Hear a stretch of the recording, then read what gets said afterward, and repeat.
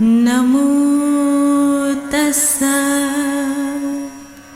भगवतो अरहतो सम्मा सम्बुद्धस्स। नमो तस्स भगवतो अरहतो सम्मा सम्बुद्धस्स। पुरातात्विक संबंधी में सिरपुर के बारे में जो भ्रांतियाँ है वो मैं आपके सामने रखूँगा। मैं एक आर्कियोलॉजिस्ट हूँ।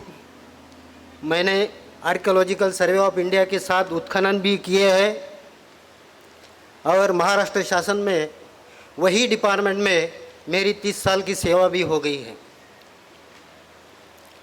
मित्रों, बुद्ध के काल में पाली त्रिपिटक में एक संदर्भ आता है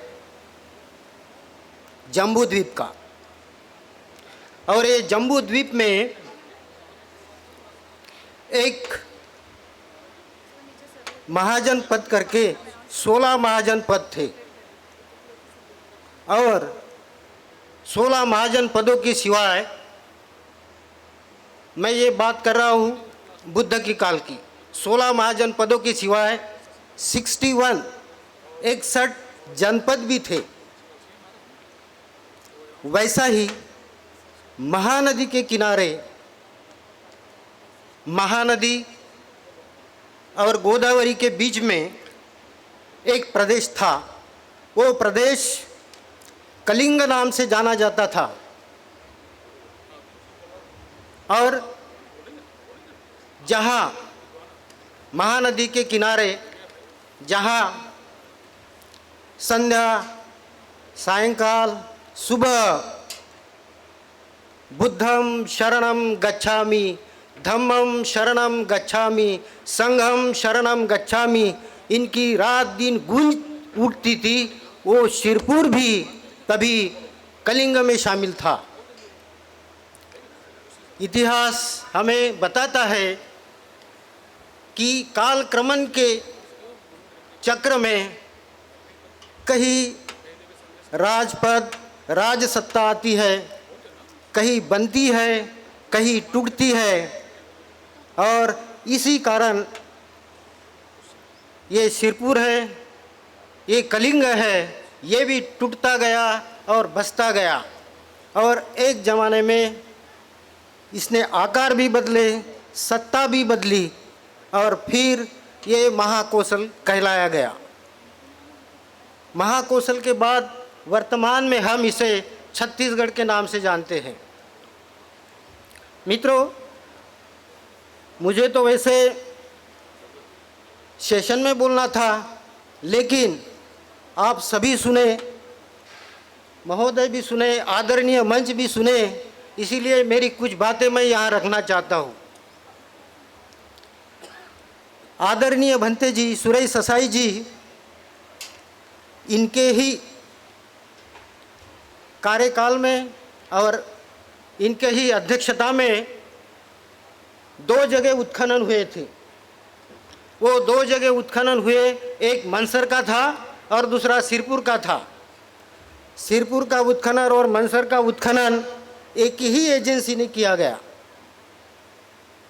दोनों के तथ्य हैं वो बहुत चौंकाने वाले बाहर आए हैं। जब रिपोर्ट कुछ छपी है तो तथ्य भी चौंकाने वाले आ गए हैं।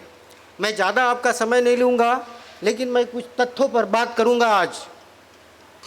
ये तथ्य है, अभी आदरणीय वक्ताओं ने इतिहास कैसा विकृत किया जा रहा है, अपने मन से कैसा लिखा जा रहा है, ये बात कही, इसके लिए मैं भी सहमत हूँ। और आर्कियोलॉजी के जो तथ्य है वो इतिहास के लिए कैसे लगा दिए जा रहे हैं, कैसे पलटा दिए जा रहे हैं, ये मैं बताना चाहता हूँ। देखिए, यहाँ पर अभी अभी बात हो गई है पन्यगृह। अभी एक थोड़ा उत्तर दिशा में जाइए, वहाँ एक पन्यगृह करके डिक्लेयर कर दिया गया है। ये पन्यगृह मतलब बाजार, और यहाँ पर बहुत बड़ा बाजार होता था, और यहाँ सब बाकी और भी वस्तुओं का बाजार होता था। ये कुछ उत्खननकर्ताओं के निष्कर्ष में आया है। मित्रों, हमें युवन संघ बताता है, युवन संघ यहाँ पर 639 में आया था, खुद शिरपुर में आया था, और शिरपुर उसने देखा, शिरपुर का वर्णन उसने किया है। और शिरपुर का वर्णन करते हुए वो कहते हैं कि शिरपुर में, खुद शिरपुर में 100 संघाराम थे, और यहाँ पर 10,000 भिक्षु रहते थे। 10,000। अब 10,000 भिक्षु रहते तो कहाँ रहते? उनके लिए तो व्यवस्था होना चाहिए। विहार 10,000 मतलब बहुत बड़ा आंकड़ा हो गया है, बहुत बड़ा फिगर हो गया है, और ये संभव है क्योंकि यहाँ एजुकेशन का केंद्र था, यहाँ एजुकेशन चलता था, विहारों से शिक्षा चलती थी, यहाँ यूनिवर्सिटी था। तो ये कहाँ रहते होंगे? आप जाके कभी भी आज कल 3 दिन आप देखिए, वो स्थल को देखिए आप, वो पन्यगृह नहीं है, वो विहार है, विहार। वहाँ बुद्ध भिक्षु रहते थे 10,000 के करीब। लेकिन निष्कर्ष, तर्क, ये सब गलत दिशा में जा रहे हैं।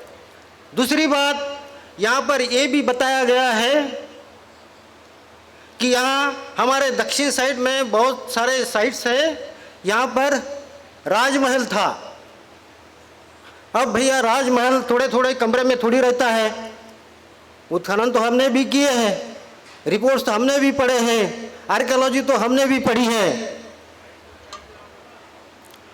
जब देखते हैं कि एक बुद्धिस्ट माइथोलॉजी में, बुद्धिस्ट फेथ में थेरो, महाथेरो रहते थे, उनका एक अलग स्टेटस रहता था, और वो स्टेटस उनके निवास के इससे भी होता था। अब आप वहाँ पर भी जाइए, जब बुद्ध के काल में जब उनका अलॉट होता था, विहार अलॉट होता था चिवर, तभी ये बोलते थे कि उनके सीनियरिटी से वो मिलता था।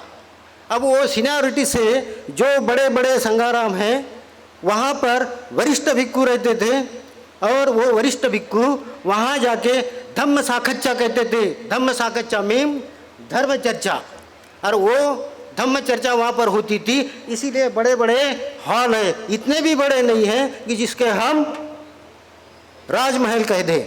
दूसरी बात, अभी एक सुरंग टीला नाम का यहाँ पर एक मॉन्यूमेंट्स है, मैंने भी देखा है सुरंग टीला। मैं लास्ट ईयर में भी अकेला भी आया था यहाँ पर स्टडी करने के लिए। मैं यहाँ पर 2 दिन रुका और बाकी सभी मॉन्यूमेंट्स का मैंने स्टडी किया। तो ये जो सुरंग टीला है, इसका हमें रिसर्च करना पड़ेगा। ये सुरंग टीला जो अभी का जो मंदिर बताया जा रहा है, ये सब मुझे नहीं लगता ये आर्कियोलॉजी के तर्क पर साबित हो जाएगा। ये भी बात है। दूसरी बात, यहाँ पर एक लक्ष्मण मंदिर करके है, सभी को यही पता है कि ये लक्ष्मण मंदिर है, लक्ष्मण का है। मित्रों, आप जरा माइन्यूट वो लक्ष्मण मंदिर देखिए। मैं कोई बायस स्टेटमेंट नहीं कर रहा हूँ, मैं एज ए आर्कियोलॉजिस्ट होने के नाते मैं वो स्टेटमेंट कर रहा हूँ और बड़े जिम्मेदारी से कर रहा हूँ। वो आप उसका माइन्यूट स्टडी कर दीजिए, वो माइन्यूट स्टडी में आपको दिख जाएगा। अजंता एलोरा में जाइए आप, वहाँ पर जो आर्चेस होती है, वो आर्चेस उस मंदिर पर निकली गई है। दूसरी बात, वहाँ का वज्रासन, वहाँ का भद्रासन खाली है। और ये बात है कि मंदिर कब बने, कब मंदिरों का निर्माण हुआ, तो ये मंदिरों का निर्माण अभी से नहीं, गुप्त पीरियड से भी नहीं। ये मंदिर का निर्माण डायरेक्ट मौर्य पीरियड से होता है, सम्राट अशोक के पीरियड से होता है। उसमें बदलाव आ गए हैं, बदलाव के बाद ईंटों के मंदिर भी बनने शुरू हो गए। अब आप देखिए, उसका माइन्यूट स्टडी कर दीजिए। ये है मंदिर जो लगता है, नाम कोई भी दे दीजिए, लेकिन वो मंदिर का जो स्ट्रक्चर है, जो स्थापत्य है, जो आर्किटेक्चर है, वो हमें दिखता है कि ये बुद्ध आर्किटेक्चर से रिलेटेड करता है। दूसरी बात अभी वक्ताओं ने की है कि वर्तमान शिरपुर जो है वो शिरपुर शिक्षा के लिए, बौद्ध शिक्षा के लिए बहुत ही अच्छा है। यहाँ पर मॉन्यूमेंट्स है, यहाँ पर ये भी बताया कि पूरा गांव इसी के ऊपर बसा है। बिल्कुल सही हो सकता है, क्योंकि लगता ही है ये बहुत बड़ा है। मैं एक ह्यूएन सांग का एक रेफरेंस देता हूँ। ह्यूएन सांग कहता है ये शिरपुर 40 ली में बैठा था। 40 ली, ली मतलब होता है कि ये चाइना का डिस्टेंस गिनने का एक परिमाण होता है, ली। और ये ली जो है हमारे भारत में कोस, माइल, किलोमीटर ये जो होता है, इससे जो है माइल के हिसाब से हम देखें तो एक माइल चाइना का ली जो होता है इसके 6.5 ली के बराबर एक होता है। तो ये 6.5 ली मतलब क्या होता है, अभी इसको 6.5 मील हो गया है, तो 6.5 मील के परिधि में शिरपुर बसा था। तो 6.5 मील की परिधि बहुत बड़ी होती है। अगर ये पन्नेगुरु नहीं तो और शहर, बहुत बड़ा शहर कहाँ बसा होगा। शहर को बसने के लिए भी जगह है। इतना बड़ा शहर और इतना बड़ा बुद्धिस्ट मॉनेस्ट्री, इतना बड़ा बुद्ध भिक्षुओं की संख्या, निश्चित ही ये शहर बहुत समृद्ध रहा होगा।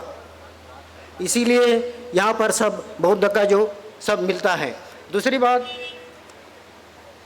यहाँ पर मैं ये भी आग्रह करूँगा, मैडम ने विद्यापीठ का जिक्र किया है और एक सरनामी ये होना चाहिए ये भी किया है, लेकिन मैं दूसरा भी एक आग्रह करूंगा, ये वर्ल्ड हेरिटेज साइट करके उसकी दखल ली जाए। और वर्ल्ड हेरिटेज साइट का क्या मायना होता है, क्यों इसको करता है, क्या इसके क्राइटेरिया है, हम इसके ऊपर चर्चा करेंगे। और ये वर्ल्ड हेरिटेज अगर हो जाता है तो ये छत्तीसगढ़ की बहुत बड़ी उपलब्धि हो जाएंगी। आज के तारीख में हमारे सिर्फ 4 मॉन्यूमेंट्स है जो वर्ल्ड हेरिटेज में है, ये 5वां भी हो जाएगा तो बहुत बड़ा हो जाएगा, ये बहुत बड़ा कार्य हो जाएगा छत्तीसगढ़ के लिए।